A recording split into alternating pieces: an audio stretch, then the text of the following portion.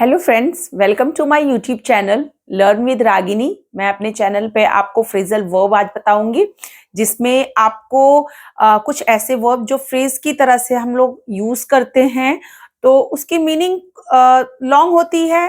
Words बहुत छोटे से नजर आते हैं आपको, और हम अपने बोलचाल की भाषा में बहुत सारे फ्रेजल वर्ब का यूज करते हैं, जिसमें से मैं कुछ फ्रेजल वर्ब आज आपको बताऊंगी।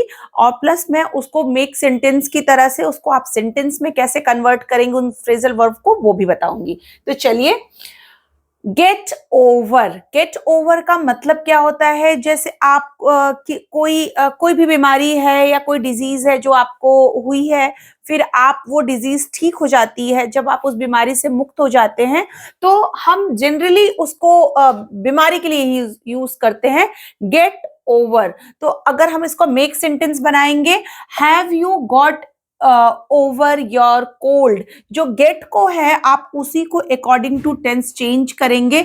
तो क्या तुम्हारा कोल्ड ठीक हो गया है? तो have you got over your cold.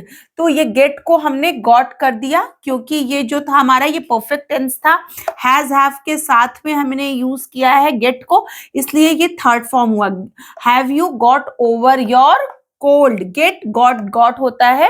तो हम गेट, जो जितने भी फ्रेजल वर्ब होते हैं जो गेट के साथ यूज होते हैं, आप जब भी टेंस में कन्वर्ट करते हैं या कोई भी मेक सेंटेंस बनाते हैं, तो आप गेट को ही चेंज करेंगे, over is as it is होगा। इसी तरह से गेट अप एक है हमारा phrasal verb, get up. Get up मतलब अगर बिस्तर पे, कुर्सी पे, टेबल पे आप कहीं भी बैठे हैं, जमीन पे भी बैठे हैं, तो जब आप खड़े होते हैं तो उसे हम गेट अप बोलते हैं।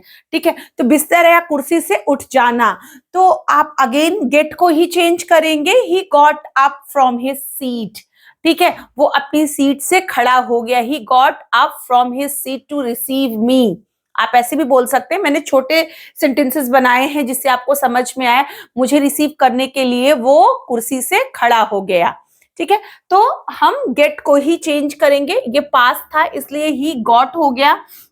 तो जैसे भी या वो जब भी अपने से बड़ों को देखता है तो कुर्सी से खड़ा हो जाता है, ही गेट्स अप, आप कर सकते हैं फिर, he gets up from his seat when he see the elders, कुछ भी रिस्पेक्टेड पर्सन, जो भी आपको इसके आगे बनाना है। फिर हमारा थर्ड सेंटेंस है गिव अप करना, हार मान जाना। गिव अप करना आप हमेशा ही बोलचाल की भाषा में गिव अप, ये वर्ड या ये सेंटेंस हमेशा देखते हैं, तो ये भी एक तरह का फ्रेजल वर्ब है जिसकी मीनिंग होती है हार मान जाना।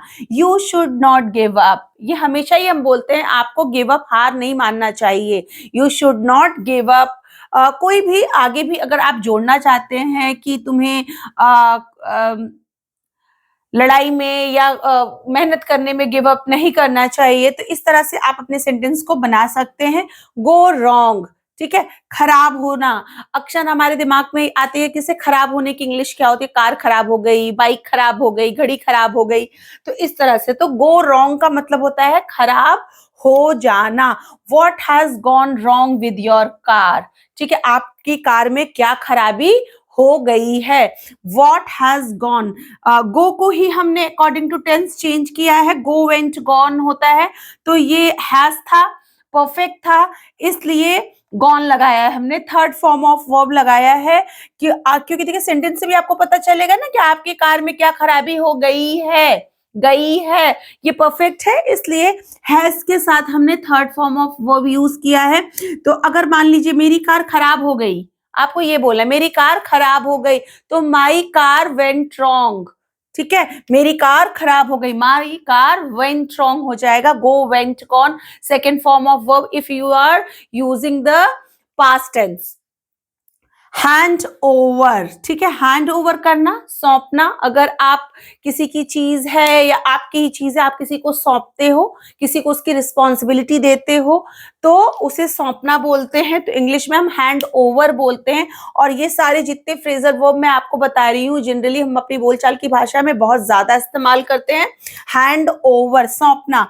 You handed over the charge to him, ठीक है, आपने उसे चार्ज दे दिया है या सौंप दिया है। You handed over the charge to him, तो हैंड ओवर करना। ओके, नेक्स्ट है होल्ड ऑन। होल्ड ऑन मतलब कसकर पकड़ लेना, होल्ड ऑन कसकर पकड़ लेना, you should hold on the rope, ठीक है। लीस्ट यू फॉल डाउन, आप इसके आगे और लगा दीजिए, कहीं आप गिर ना जाओ इसलिए रोप को पकड़ कर रखो, कस के पकड़ के रखो। तो you should hold on the रोप, तुम्हें रोप को कस के पकड़ के रखना चाहिए कि जिससे तुम गिर ना जाओ। होल्ड स्टिल, ठीक है, स्थिर होना। होल्ड स्टिल का मतलब होता है कि कहीं भी कांस्टेंट हो जाना, स्थिर हो जाना।